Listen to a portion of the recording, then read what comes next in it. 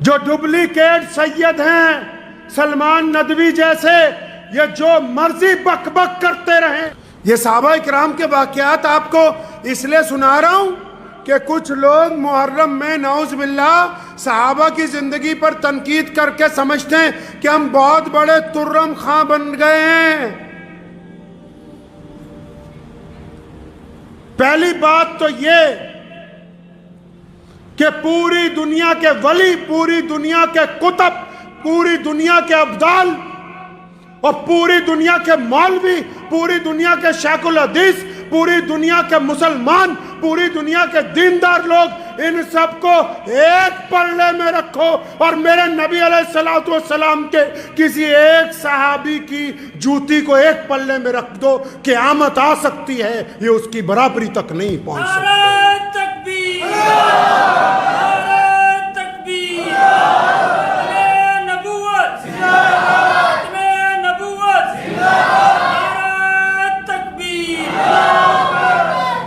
آپ سوچتے ہوں گے کہ صحابہ کرام رضی اللہ تعالیٰ اجمعین کے خلاف نعوذ باللہ کیوں باتیں کرتے ہیں کچھ لوگ. اس کی وجہ سمجھ لیں آج اطمینان سے. جو بڑی عمارتیں ہوتی ہیں، جو بلند عمارتیں ہوتی ہیں، ان عمارتوں کو اگر کوئی گرانا چاہتا ہے، کمزور کرنا چاہتا ہے، تو پوری کی پوری عمارت کو گرانے کی طاقت نہیں رکھتا.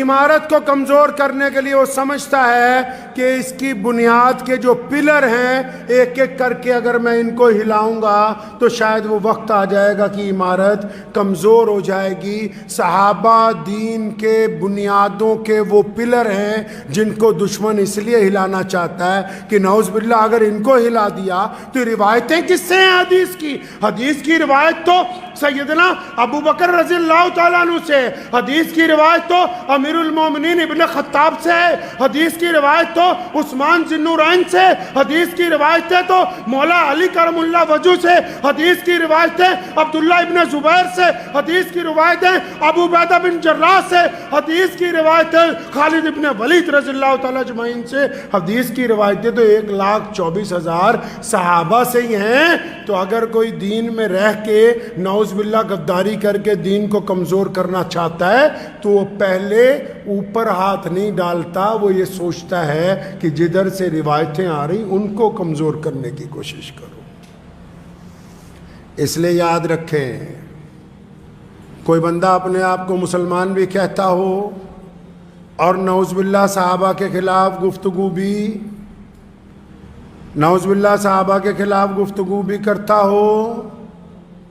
تو ہمارا کام ہے کہ اس مجلس کو چھوڑ دیں، اس گفتگو کو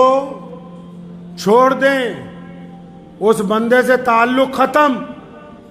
کیونکہ پیارے پیغمبر صلی اللہ علیہ وسلم کی جو جماعت ہے، حضرات صحابہ اکرام کی جو جماعت ہے، یہ غیر متنازع ہے.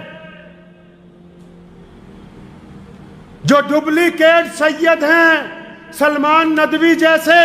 یہ جو مرضی بک بک کرتے رہیں، لیکن اللہ نے جو قرآن میں کہا نا رضی اللہ عنہم ورضوا عنہ، فرمایا میں تو ان سے راضی ہوں، یہ مجھ سے راضی ہیں. اللہ کے اعلان کے بعد اب کسی بھی دنیاوی شوشے باز کی کوئی اہمیت باقی نہیں رہتی ہے، کوئی اہمیت باقی نہیں رہتی. اور جن کو ایسے جو اپنے آپ کو سید بھی بتا رہے ہیں اور ٹوٹکے بھی چھوڑتے ہیں، ان سے گزارش کرتا ہوں ذرا ایک دفعہ اپنا DNA ٹیسٹ ضرور کروا لیں. آج کل تو سہولت ہو گئی ہے کہ پیارے کے پیغمبر صلی اللہ تعالیٰ علیہ وسلم کی اصحاب پر انگلی اٹھانے والے ہیں کون، آئے کدھر سے ہیں. ہمارے دین کی بھائی بنیاد صحابہ اکرام رضی اللہ تعالیٰ اجمعین ہے. یہ قرآن صحابہ کے سینے سے ہمیں منتقل ہوا ہے،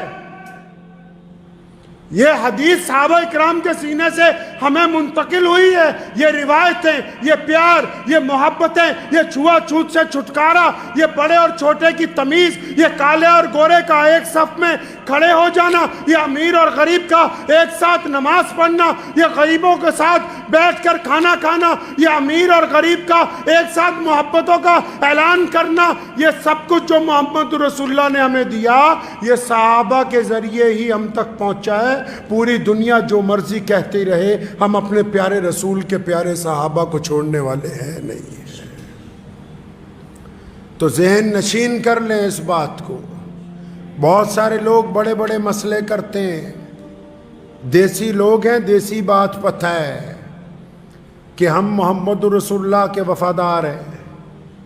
اور رسول اللہ کے صلی اللہ علیہ وسلم کے وفادار بننے کے لیے ضروری ہے کہ رسول اللہ کی جماعت کے وفادار بنے، رسول اللہ صلی اللہ علیہ وسلم کے دوستوں کے وفادار بنے، رسول اللہ کے چاہنے والوں کے وفادار بنے، اور سب سے بڑی بات رسول اللہ کے اہل بیت کے وفادار بنے۔ تو اس بات کو ذہن نشین کر لیں